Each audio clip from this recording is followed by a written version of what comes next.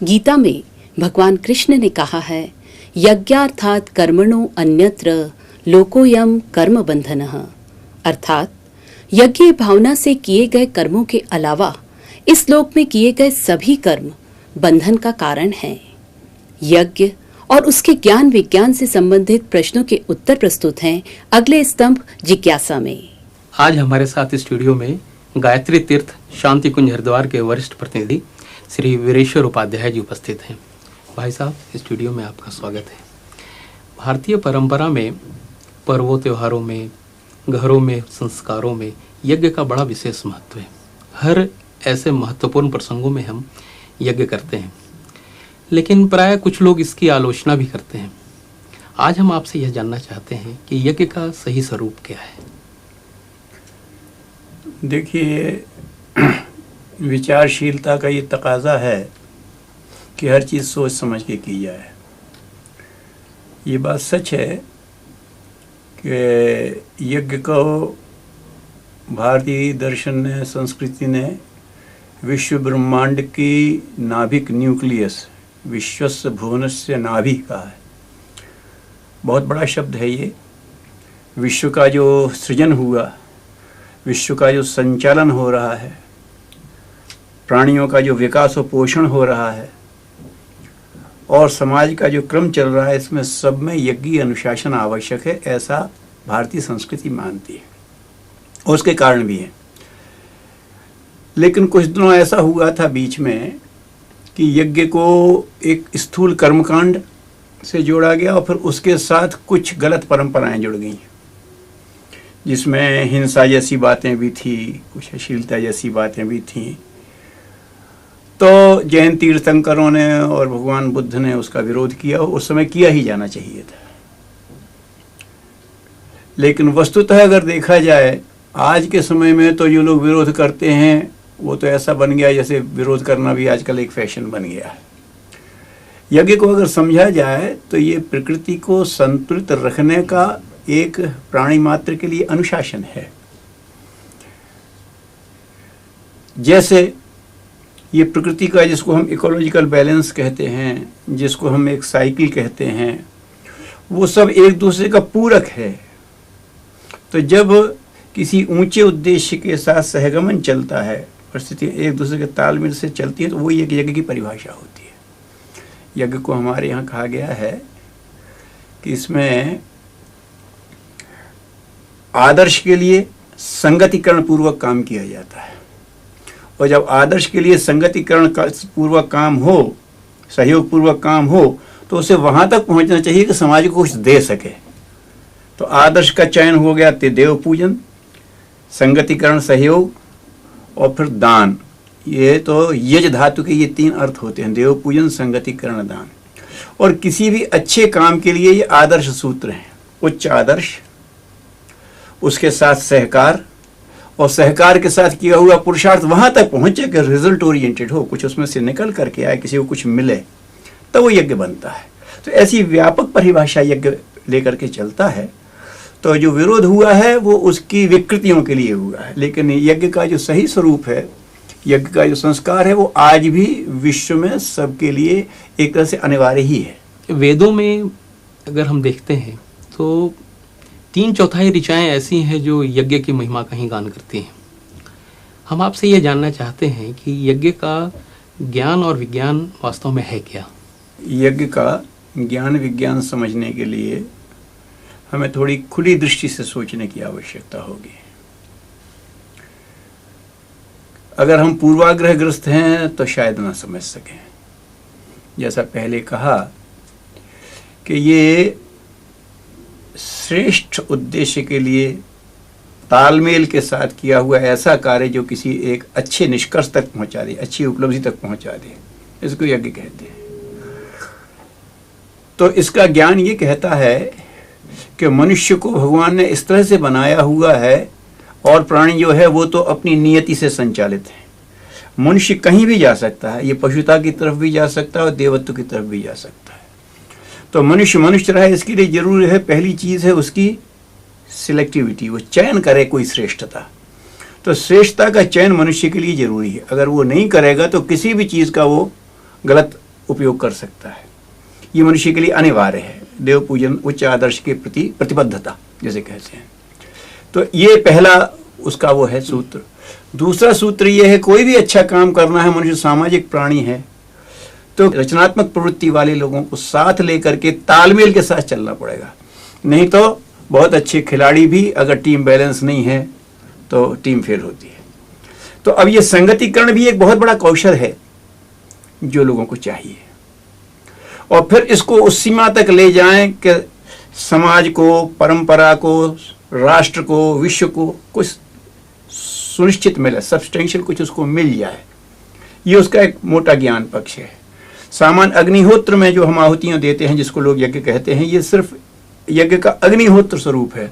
हमारे यज्ञ बहुत कहें, ज्ञान यज्ञ कहा गया है, भूदान यज्ञ हमने सुना है, नेत्रदान यज्ञ होते हैं, रक्तदान यज्ञ होते हैं। तो कभी भी अच्छे कार्य के लिए मिलजुल करके सुनिश्चित उपलब्धि तक जाने वाला कोई काम है तो उसे यज्ञ कहते हैं।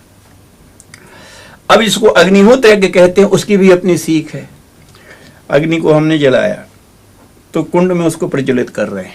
देखो, जहां भी शक्ति का प्रयोग हो मर्यादित होना चाहिए, कहीं भी फैल गया तो दुर्घटना हो जाएगी। तो पहले कहीं भी शक्ति है तो वो जिस काम के लिए उसी में मर्यादित होनी चाहिए, ठीक है। फिर क्या है, अग्नि का एक गुण है कि बस ऊपर को ही उठती है। तो देखिए, शक्ति हमेशा ऊर्जा की तरफ बढ़ती है। मनुष्य के अंदर भी एक ऊर्जा है। मनुष्य की ऊर्जा जब इधर उधर जाती है तो वो हीनता की तरफ जाता है। तो पहला यह है कि देखो, ऊपर की तरफ रहना। फिर क्या है कि अग्नि अपनी विशेषता को बराबर रेडिएट करता है, बराबर दे रहा है, ताप भी दे रहा है, प्रकाश भी दे रहा है। ये वृत्ति बराबर रहनी चाहिए मनुष्य के अंदर, कि हम बराबर देते रहें। जो हमारे अंदर है वो रुक नहीं जाए, क्योंकि जीवन प्रवाह का ही नाम है। फिर अगली बात होती है कि अग्नि में एक विशेषता है कि आप उसमें जो डालेंगे अग्नि रूप हो जाएगा। आपने लकड़ी डाली, थोड़ी देर वो भी अग्नि हो जाएगी। आप लोहा डालेंगे, थोड़ी देर वो भी लाल हो जाएगा। तो हर एक को अपने रूप। तो ज्ञान में, ऊर्जा में, मनुष्य में शक्ति होनी चाहिए कि अपने जैसा उसको बनाए। ये विशेषता है उसकी। फिर एक बात है कि उसमें बहुलीकरण शक्ति होती है। वो जो होता है उसको वो फैला देता है। अगर आप किसी को दें तो एक आध इलायची, एक आध लौंग, एक आध मिर्च आप एक दो लोगों को दे दीजिए और आप यज्ञ में डाल दीजिए। फ्यूमिगेशन हो करके उसका धूम्र बन करके बहुत बड़े क्षेत्र में चला जाता है और सबको सुगंधी आती है, सबको लाभ मिलता है। तो इसे बहुलीकरण शक्ति कहा गया है। उसका विस्तार कर देता है और बिना किसी भेदभाव के। हम बांटेंगे तो आपको इनको देख के दे सकते, लेकिन यज्ञ में पड़ती तो वो तो सब तक जाएगा। तो बिना भेदभाव के वितरण, ये उसकी बात है। और इतना सब अच्छा करते हुए भी यज्ञ अपने लिए कुछ नहीं रखता। जो कुछ है सब बांट देगा, सिर्फ थोड़ी सी भस्म रह जाएगी आपके पास। तो ये है कि शरीर जो है वैसे भी कुछ नहीं रह जाने वाला है। जितना बांट दोगे वही समाज को मिलेगा और आपके पास पुण्य के रूप में आएगा। बाकी कुछ बचना नहीं है, उसको याद रखो कि अंत में तो भस्म शेष रह जाने वाली है, कुछ बचना नहीं है। जो है जब तक जीवन है तभी तक बांटो। जीवन न रहने पर तुमने कुछ नहीं बांटा तो तुम्हारे लिए कुछ बचने वाला नहीं है। ये भी प्रेरणा यज्ञ देता है। तो ये ज्ञान पक्ष यज्ञ का हुआ। और वो सतत अग्निहोत्र के रूप में जो भी देता है, स्थूल में आपको समझ है, सूक्ष्म नहीं आता तो स्थूल में देख लीजिए। अब आप विज्ञान पक्ष की बात कर रहे थे, तो विज्ञान के तो इसके बहुत से पहलू हैं। जैसे यज्ञ करते ही आदमी एक शांति अनुभव करता है। हमारे यहाँ एक तो ये, वैसे ही आप देखिए कोई चीज़ आप और चीज़ जला दीजिए तो आपको दुर्गंध आती, लेकिन यज्ञ में जो उसके लिए मान्य हवन सामग्री है वो डालते ही आदमी प्रसन्नता अनुभव कर सकता है। मनुष्य से अच्छा कोई और सेंसर नहीं है। अंत में फिर उसी पर करना है। तो लोग कहते हैं इसमें ये होता है, कोई अगर पॉल्यूशन उससे क्रिएट हो तो आदमी उसमें घुटन महसूस करता, आदमी प्रसन्नता अनुभव करता है, उसका स्वास्थ्य अच्छा रहता है। ब्रह्मचर्य शोध संस्थान में इसके प्रयोग हुए हैं। ये डिप्रेशन और टेंशन दोनों से बड़ी सहजता से आदमी होता है, क्योंकि ये डिप्रेशन और टेंशन जो हैं किसी संकीर्ण भाव या किसी आत्महीनता से आते हैं। और जब मनुष्य यज्ञ करना शुरू कर देता है तो वो लगता है मैं कुछ अच्छा करने की स्थिति में हूँ, मैं कुछ लोगों को देने की स्थिति में हूँ। वो आहुति डालते हुए इदम नमम कहता है, उसका अहंकार गलता है, तो वो टेंशन और डिप्रेशन दोनों के बाहर चला जाता है। हम इसी बात पर अभी आने वाले थे आपके पास में कि एलियोपैथी, होम्योपैथी के तरीके से आजकल यज्ञ को भी एक पैथी के रूप में विकसित करने की बात हो रही है। मात्र श्रद्धा के विषय में ही नहीं, बल्कि यज्ञ एक पैथी के रूप में विकसित हो रहा है। इस संदर्भ में आप और कुछ हमें जानकारी देंगे? हाँ, देखिए, मैं वो बात कह रहा था, पैथी तो तब होती जब पहले रोग हो, लेकिन पहली बात इसकी ये है कि रोग न हो तो एक स्वस्थ जीवन, एक संतुलित विचार, ये राइट स्पिरिट, सही भावना लोगों में, ये भी तो जरूरी है। नहीं हम पहले रोगी हों तभी किसी के पास जाएं, ये क्या हुआ? तो यज्ञ अपने आप में मनुष्य के अंदर उन विचारों को, उन ऊर्जाओं को, उन भावनाओं को भरता रहता है जो एक श्रेष्ठ इंसान के लिए, एक स्वस्थ परंपरा के लिए आवश्यक है। और जैसा कि आपने कहा पैथी के रूप में, तो आयुर्वेद ने जहाँ तमाम उस पर किया हुआ है, औषधि की बात की है उन्होंने, रत्नों की भी की है, आदि दैविक, आदि भौतिक, आध्यात्मिक, तीनों रोगों की बात की है। एक यज्ञ ऐसी चीज है जो आदि भौतिक, आदि दैविक, आध्यात्मिक तीनों रोगों से मुक्ति देने में समर्थ है। तमाम रोगों में विभिन्न तरह की हवन सामग्रियां निकली हैं। अग्निहोत्र के नाम से एक पूरा विज्ञान निकला हुआ है। लोगों ने मनुष्य के रोगों पर भी प्रयोग किए हैं और पौधों के रोगों पर भी प्रयोग किए हैं। पर्यावरण पे भी इसका बड़ा अच्छा प्रभाव होता है। अश्वमेध में हमने प्रयोग किया। आंवल खेड़ा में जो बड़ा यज्ञ हुआ था उसका पहले से नापना शुरू किया, तो पहले जो लेवल था व्हीकल्स आना शुरू हुए तो SO2 बढ़ा, लेकिन जैसे ही यज्ञ होना शुरू हुआ SO2 एकदम तेजी से घटा और जो वहां का स्वाभाविक लेवल था उससे भी नीचे तक गया।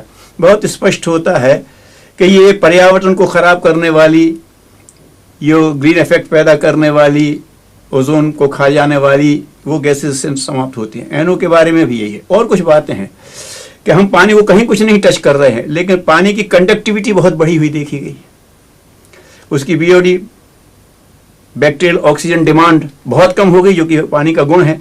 तो ऐसी ढेरों चीजें उसमें से अपने आप निकल करके आई हैं। अगर इसका चिकित्सकीय उपयोग किया जाए तो काफी कुछ शोध हो चुका है। धूम्र चिकित्सा आयुर्वेद में तो वर्णित है फ्यूमिगेशन से, क्योंकि वो इतना फाइन होकर के जाता है, जितना भी चीज माइक्रोफाइंड बनाने के जो पद्धतियां हैं, फ्यूमिगेशन से ज्यादा माइक्रोफाइंड और किसी पद्धति से नहीं होता। तो वो ब्लड सेल्स में और रोग के कीटाणुओं तक में पेनिट्रेट कर सकती है वो औषधि। ये बहुत सीधा सीधा सिद्धांत है। तो ये बड़ी प्रभावशाली चिकित्सा भी है, बहुत इफेक्टिव पैथी भी है।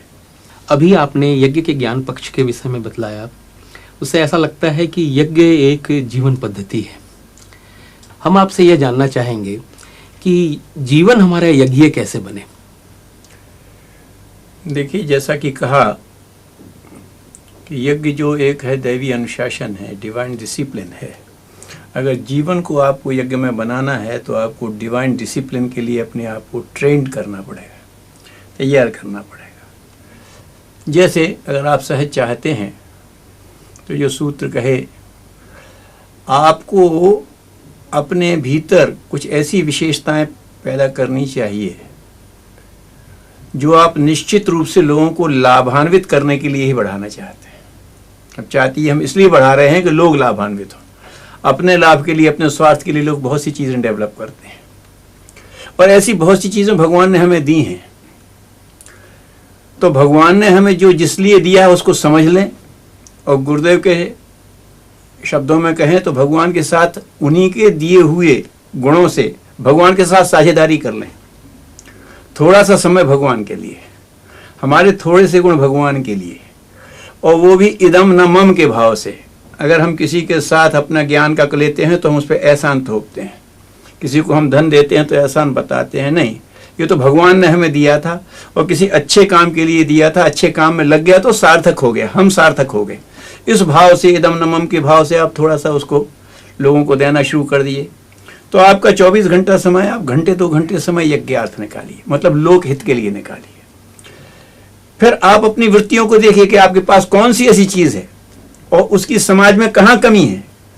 तो फिर आप जाइए बादलों की तरह। आप ये मत सोचिए कि प्यासा प्याऊ पे आके पानी पिएगा, फिर आप बादल की तरह जाइए और वहां बरसाइए। आप सूर्य की तरह जाइए और उसको चमकाइए। अगर इस तरह का काम करने लगेंगे तो ये विभूति यज्ञ शुरू हो जाएगा, और ये करते ही आप देखेंगे कि आपके भीतर से संतोष और शांति के झरने फूटने लगे। जिन छोटी छोटी सी बातों के लिए आप परेशान होते हैं वो जाने कहाँ चली जाएंगी। तो आदमी के अंदर श्रेष्ठ वृत्तियों का होना अपने अंदर ही जो सबसे कीमती उसको शांति संतोष उसका उभरना, ये सब लाभ आपको इस तरह से मिल सकते हैं। फिर उसका कर्मकांड पक्ष भी है, अगर उसको चाहें तो उसको भी अपना सकते हैं। हाँ, हम ये जानना चाह रहे थे कि अग्निहोत्र जो यज्ञ का एक अंग है, उसके संदर्भ में कि बड़े बड़े यज्ञ तो सामान्य तौर पर कभी कभी होते हैं, लेकिन जीवन में इन अग्निहोत्र का शरीर के स्वास्थ्य के लिए, आप पर्यावरण को ठीक रखने के लिए हम कैसे प्रयोग में ला सकते हैं? कुछ ऐसे छोटे सूत्र जो हम दैनिक जीवन में प्रयोग कर सकें। देखिए, जहाँ केमिकल फ्यूमिगेशन की बात है कि हमें सिर्फ धूम्र का लाभ लेना है, तो ऐसे हवन के कौन सा अगरबत्तियाँ वही बनाई गई हैं कि आप ले लीजिए और उसको लगा दीजिए तो उसका हो रहा है लाभ, आपको औषधि मिल जाएगा। लेकिन उसके साथ जो मंत्र शक्ति और भाव शक्ति मिलकर के बड़ा भारी काम करती है, उसको करना है तो फिर तो आपको थोड़ा सा समय उस कर्मकांड के लिए निकालना पड़ेगा। हम यही जानना चाहते हैं। तो उसके लिए अगर आप करना चाहें तो एक बहुत छोटा सा क्रम है, छोटे छोटे हवन कुंड आते हैं। आप अपने काम के समय संविधा में इस्तेमाल होने वाली चीज़ें हैं या जो गौ के गोबर के कंडी होती है उसको कर दीजिए और उसको धुआं बाहर निकल जाने दीजिए। उसके बाद पूजा स्थल पर ला करके बिना कोई अधिक के भगवान से प्रार्थना करके अच्छी औषधियाँ सहित जिसमें आदि हो और ले करके आप मंत्र के साथ 2-5 आहुतियाँ कर दीजिए। नित्य आहुति कर सकते हैं आप। अगर ये नहीं कर सकते हैं तो आप सिर्फ दीप यज्ञ कर सकते हैं। दीपक जलाइए और भगवान का भाव करके उसमें एक एक बूंद घी की टपकाते हुए स्वाहा का भाव से आप एक बूंद घी डलाइए और उसमें करते रहिए और आप देखिए हम आहुति दे रहे हैं और दीपक के रूप में वो घृत बराबर फ्यूमिगेट हो रहा है, उसका विकास हो रहा है यज्ञ धूम्र के रूप में, उसका आपको लाभ मिलता है। एक ढंग ये है कि बलिवैश्य कहते हैं इसे कि जो भी भोजन बन रहा है पहले उसे यज्ञार्थ समर्पित कर दें।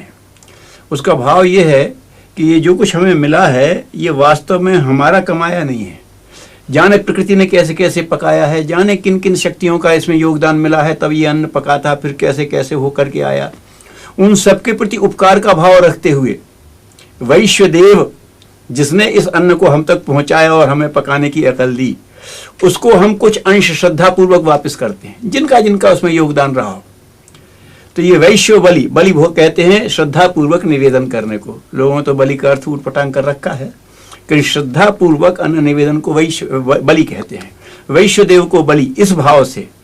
तो अब मनुष्य में एक पहला भाव तो ये आता है कि जो मैंने खा रहा हूँ ये वास्तव में ये सारा मालिक मैं नहीं हूँ, ये अनेकों के सहयोग से मुझे मिला है। ये वृत्ति आते ही सब लोगों को देने की वृत्ति भी होती है। तो इस तरह से वो ले करके कुछ आहुतियाँ कर देते हैं। अगर अग्नि में ही भोजन पक रहा है तो आसानी होती है। आजकल गैस पे होता है तो उस पर एक जाली रख करके या लोहे की चम्मच रख करके उसी में थोड़ा सा घी शक्कर अन्न में मिला करके और आहुति कर देते हैं। गायत्री मंत्र बोल करके आहुति की इसी भाव से कि जिन जिन शक्तियों का इसमें योगदान हो सब हमारे थोड़े से अंश से ही तृप्त हों। समाज के लिए तो हम जाने क्या क्या देते हैं अपनों को, तो लेकिन इनके लिए भी हम कुछ दे रहे हैं, ऐसा भाव देते हैं। इस भावना से अन्न अनुप्राणित हो जाता है।